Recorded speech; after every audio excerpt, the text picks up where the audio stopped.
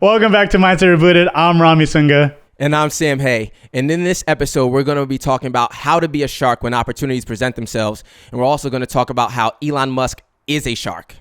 I have experienced this, and I think we all have experienced this, where we let opportunities go by either because we're being too passive or we're overthinking or we think that it'll just pop up again some other time or we don't feel like we're too prepared. Like, there's so many different things that can hinder us from actually going after it. And I've noticed that a lot of the people who get the best results, they're just a shark. They just go after it. They smell blood. They see a window. They go at it. They don't care that they don't have the experience. Maybe they're being a little naive. You know what I mean? But I feel like the only way that you can ever gain, more information is by you actually taking action. So you got to be a shark. I agree with that. You got to be a shark when it shows up. Blood is in the water. You mentioned you don't know if the opportunity is ever going to present itself again. Personally, like you knew that I've been in some talks with some businesses to get involved as an employee, and I passed on some businesses, and now a few months later, I'm like, man, I should have accepted some of those offers, right? And so in that moment, I'm like, oh, dude, I wasn't capitalizing on my opportunity because all the time now that I spent trying to find other businesses I want to work with, I lost money. I lost skill set. I lost opportunity to upskill and learn from other people. And so when the opportunity shows up, we got to be ready to go for it. Even if it's a brand new experience, like you mentioned, be naive at first. But also, if you have a little bit of experience, then you do have some supported optimism as well. Let's talk about the difference between naive optimism real quick and supported optimism. Because I feel everyone always just thinks of optimism as just optimism. Obviously, if you're naive, you lack some type of wisdom, judgment, experience, things like that. And then if you have optimism that's supported, then what we're really referring to is that you have something to go based off of. There's a past history. There's a reason why you can make decisions more confidently because you've seen how things have gone in the past. You have information. Both things actually can be good. Sometimes we think that, you have to only operate based on what you know and experience and things like that. But I've found that some of the most beautiful experiences I've had is when I didn't necessarily have all the experience in the world. I had a little bit of naivete, however it would be, right? And I just went for it because I was actually gaining information and figuring things along the way. Sometimes when you have a sense of supported optimism, you have information that you're going based off. Sometimes you may not be open to learning new ways of doing things simply because you feel like you got the formula for success. This is how it's going to go. This is where, and that's true in certain instances. But then in other instances, you don't really have a proven formula, but you just have a certain belief in self based on, other experiences that allows for you to say, yeah, I'm going in uncharted territory, but I know I can do this. It kind of reminds me of like last night. I was at the Kings game, right? I was Kings versus Warriors, and that was very exciting. It was historical, right? Kings haven't made it to the playoffs in 17 years. It's the first playoff that they're playing at the Golden One Center. It's the first time in California's or NBA history rather that all four California teams have made it to the league. To the playoffs in the same season. It's like the battle for the NorCal, them and the Warriors, who are the reigning defending champions. All of those different things. Like, I've been hearing from people in the media, like, hey, the Kings, they have no shot. They're gonna fall to the more experienced Warriors. They're gonna be the ones that they can easily be eliminated, even though they're a higher seed. It's pretty much almost like a fluke, right? They're naive to think that they can actually go out there and compete and win. But in reality, what I saw even at the game was that they were using what they believed in self, right? The teamwork that they have, the conviction that they have, the chemistry. They're not relying on just one guy. They have this sense of pride and dog in them that they're going to keep fighting. And I think that in and of itself was what got them through game one, which I was so fortunate to be part of. By the way, if you're tuning in, make sure you subscribe to this podcast, please. Make sure you do that, and make sure you share this with somebody else so that they can keep getting this great content. And speaking of that game, though, I was on ABC, me and the wife, you know what I mean? Like a couple times. So, you know, it was a great experience overall, but that's kind of what I saw. I saw what people could consider a naive group having enough dog and pride in themselves to go out there and say, no, we can take down this Warriors team. And they ended up winning game one. You mentioned some people are saying that the Kings it was a fluke, but is it really a fluke if they've been very competent and having a winning season for the entire season? Like, that's not a fluke. A fluke is a one-off, like, we just overnight, like a legitimate overnight win type of success type of thing. That to me is a fluke. But if you have a whole season of data backing up your competence, that's not a fluke. That you're not naive. You have proof to have belief in yourself, like you mentioned. The way I see this, it's like, you know, David versus Goliath. It's like the small business or the self-employed business owner going against the enterprise or the gigantic corporate company. You know, when people start like some small business, maybe it's agriculture and stuff like that. Sure, they're not as big as some of the bigger names, but to get into the business game, it's not that hard when it comes to landscaping. Your overhead's relatively cheap. Getting new market share is relatively cheap because if you live in a housing environment, you find all your neighbors and that's already your possible clientele. And now as you start doing your lawn and someone else's lawn, you're building up proof that you could do lawn management. Mm-hmm. You're building up proof that there is a product market fit and that you could start taking up more of the market and start being competitive to those big conglomerate organizations. That's how I see the Kings versus the Warriors. Sorry, I'm not a big basketball fan. So if you are a big basketball fan, like he said, subscribe so you can support Sam and his passions. I'm all about baseball and football. More go Dodgers, let's go. No, oh yeah, you're wearing that. You know, they're both from New York. They're both the big bad wolves when it comes to baseball and having money to recruit talents. But let's not get distracted. Back to your thing where I was saying that the Kings to me is like David, Goliath to me is like the Warriors. People who want to get into the game, it's like, hey, even though there are big names that may seem to be impossible to compete against, you still have an opportunity to get in there because as long as you're doing the work, there's going to be evidence that you could be competitive yourself. You got to put it into perspective. Like, yes, you see big, large corporations, but the majority of businesses established are small businesses, right? Yeah. So that's everyday average Joe.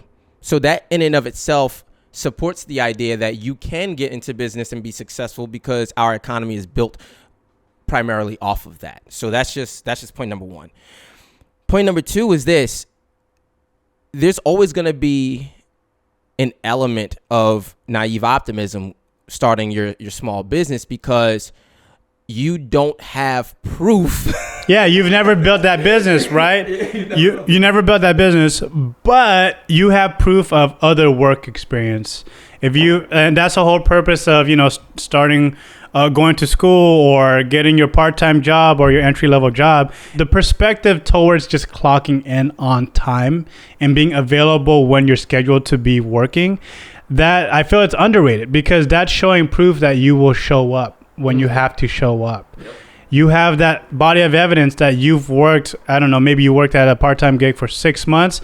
Well, in those 6 months, you've showed up to every shift you've been scheduled for. Right. You are responsible for the roles and duties that you agreed to do, and you fulfilled it. You have proof that you do work. This is where the naive part can bite you in the butt because while someone in that situation has the proof that they can, show up on time and do the everyday grind, what they don't have proof of is that they can be the captain of the ship where everything just falls on them and that's that. Because at that point, that's your bread and butter. Like if you were to either quit or be fired, you can go to another place of employment. But when you start your own business, it's like it starts and stops with you. Like there is no one saying, hey, you got to get up in the morning. Hey, if you don't show up at this time, we're going to dock you and we're going to do, like there's nothing going on in that situation. There's no external pressure in that way. So you are the person who has to apply that pressure to yourself. And if you have not yet been in that situation, it's going to be like, well, what do you do? A good example is like, I remember being at one of my wife's ballroom dance events. I had met their vice president in charge of franchising, because I was interested, like, hey, like, I know I'm not in that world, but I would like to know. You were a shark just waiting for an opportunity. You know, I was like, I like to know, because I like going to the events. My wife loves what she does, and I love supporting her. She's good at what she does. She's very competitive. Very competitive. And so I was like, you know, if she's going to be caught up in this world, and if I'm going to keep being there, I'd like to capitalize on this thing. I'm being a shark, smelling an opportunity. So I did my preliminary research by seeing what it would take, you know, seeing what all that stuff entails. But then I also wanted to speak to the person in charge of it. And we were having conversation. And I asked him, you know, what are some of the things that you require or expect of the people who jump into having a franchise?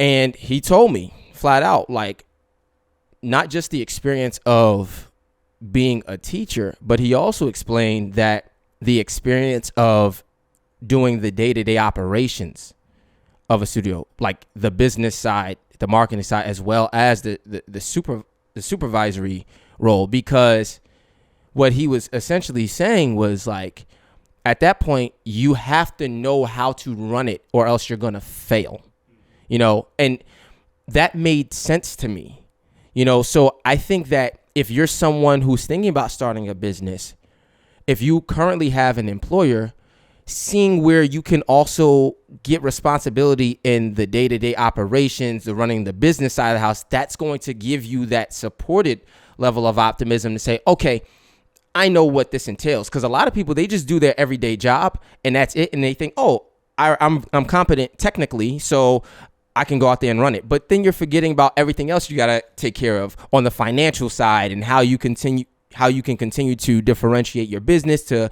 be competitive and to maintain and gain a competitive advantage. So those are the different things that I think about when I think of naive and supportive optimism. I know we're talking about being a shark when an opportunity shows up, but what you just told me sounds like you also want to be a shark when the opportunity isn't even there yet. Yeah. You want to collect data so that you could be prepared for it, right? So it's not just like, all right, here's a dance studio, I'm ready to purchase it. No, that's not being a shark. It's, hey, I've done my due diligence, I've studied, and I've learned from other studio owners how they run their business, how they make it profitable, how they are able to retain their members and their instructors.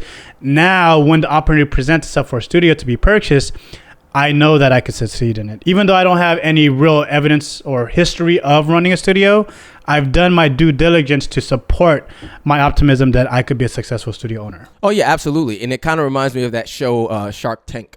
I don't know if you've seen it at all. I've had some people in Sacramento that actually got on Shark Tank. Oh, really? Yeah, they shared their experience. It's called Hoop Maps. I don't know if they're still active. It was an app. It was so that the community could find out wherever pop-up basketball games would just happen. Morris Brothers, shout out to them. Sac State Stingers up. I have to admit, I've never really watched a full episode of it, but I've seen some clips. And in the clip that I saw most recently, like, and I'm assuming that this is what they do like every episode, they were like kind of drilling the guy for like questions about like, oh, well, how does this work and this and that, and explain how you plan on doing this and expanding this. And they were gathering information. And one of the sharks was like, hey, stop talking. I just shake my hand and agree to the deal. I'll do this percentage of it, and I'll give you this much money down. And I think the idea was because she didn't want the dude to divulge too much of the information, because she felt that the other guys who were getting all this information could have replicated that on their own without him. Yeah. And so she's like, stop talking. We're going to make it work.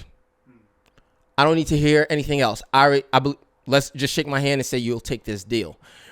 And I think that very realistically, that's part of being a shark. Being a shark is vetting out things and understanding when something else is threatening you, being able to capitalize on an opportunity, and you being able to shut that down so that you can go in for the kill. Like, it's really like smelling blood and saying, this is mine.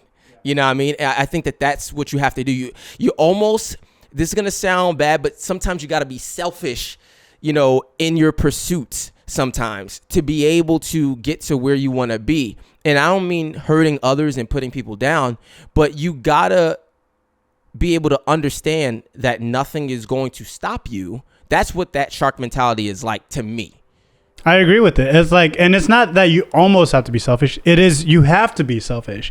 There's nothing wrong for taking care of your interests first, as long as you're not, hurting anyone else. Nothing malicious. It's just, hey, I want that job, or I want that business, or I want that opportunity.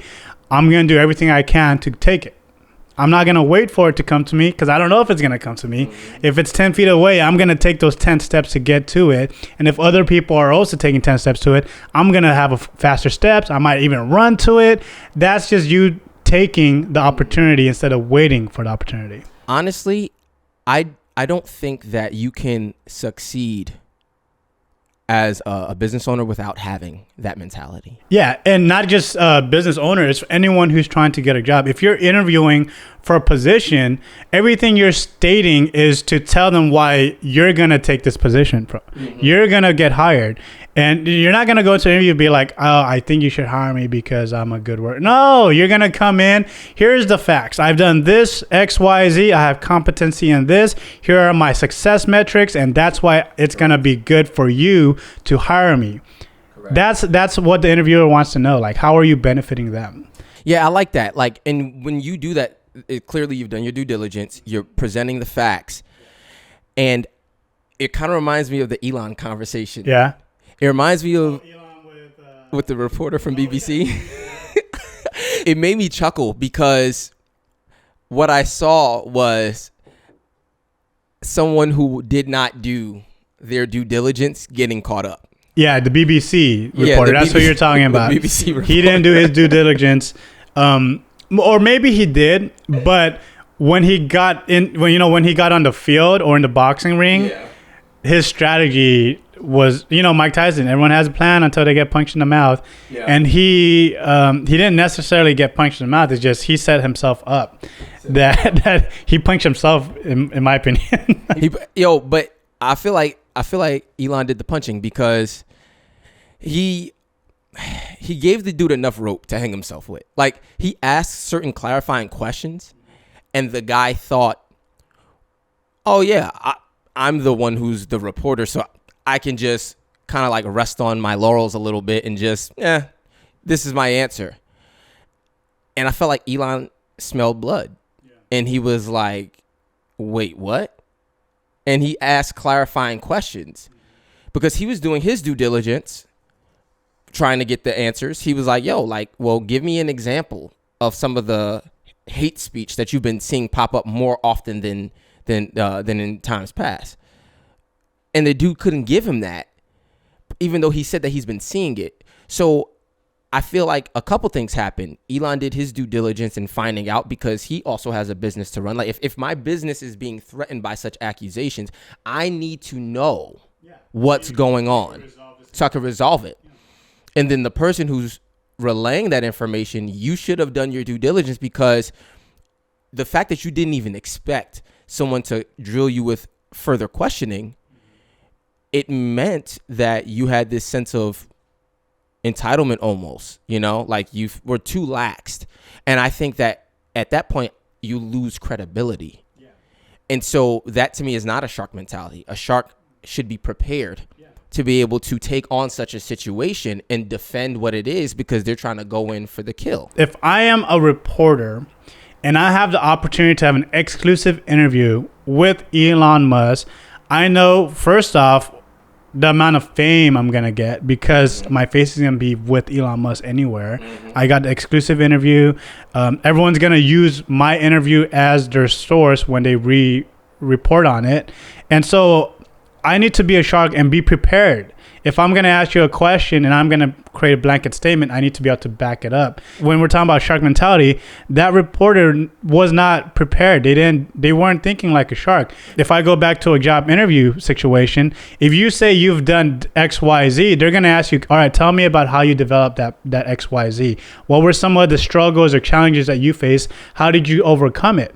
Right? Those are your standard second and third questions that you get in every single interview.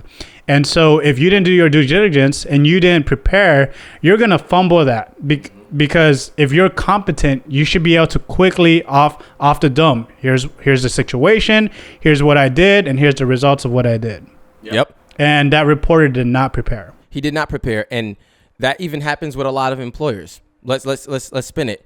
What people don't realize is that when you are in a job interview, it's not them interviewing you. You're also interviewing them. Back and forth, yeah. It's a back and forth conversation because you need to know whether this is a good fit for you as well. Do I agree with their values, the culture?